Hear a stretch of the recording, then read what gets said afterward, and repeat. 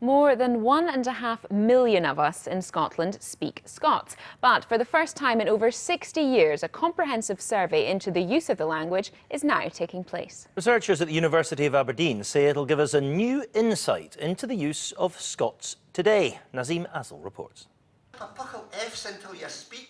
It's common to hear Scots still being spoken, like at this Doric poetry night in Aberdeen. Halfway up yon Union Street with Clarty Dubs. Vervolgen, Tapseltieri. Now researchers in the city want to know how the language has changed.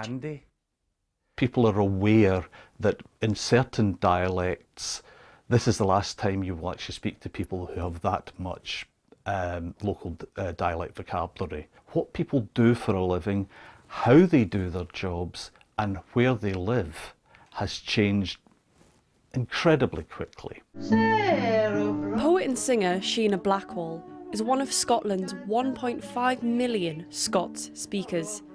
She's not worried about the future of the language.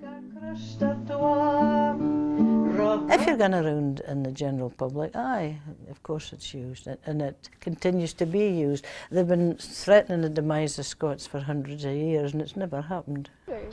Scots writer Alistair Heather thinks opinions of the language vary from one region to another. It's really common, and one of the reasons I bide up here is because you can speak Scots all the time with folk around about you. In Central Belt, it's a wee bit different. It tends to be divided more along class lines. But then I recognise that they speak Scots, or they think that they speak lazy English or slang. This bookshop in Ellen stocks a range of titles in Scots. They've seen an increase in demand, especially for children's books. It tend to be very popular with the older generation. It tend to be grannies and granddads who want to pass on their love of our language to their kids and to their grandchildren. A moose took a dander, ben the wood. A Todd saw the moose, and the moose looked good.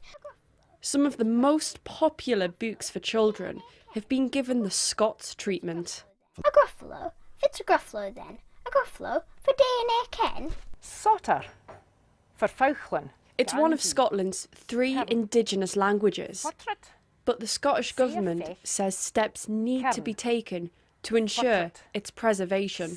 I suppose we weren't allowed to use those words at school and write like that, so we shouldn't have, well, we were told we shouldn't speak like that as well, so yeah. It's kind of, we don't really do it, do we? No, well kind of, I just pick it up on it just because I'm fair and that, but... You wouldn't class it. Why would you class your parents and not you? I don't know, just because they seem to speak a lot more of that, because it just seems like more of an older thing to do. Hilster Gaudi, Huch Magandi, Kebbuck,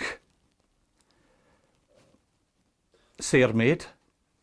The study will take years to complete, but it could mean that words like these live on. Nazim Azal, BBC News, for Aberdeen.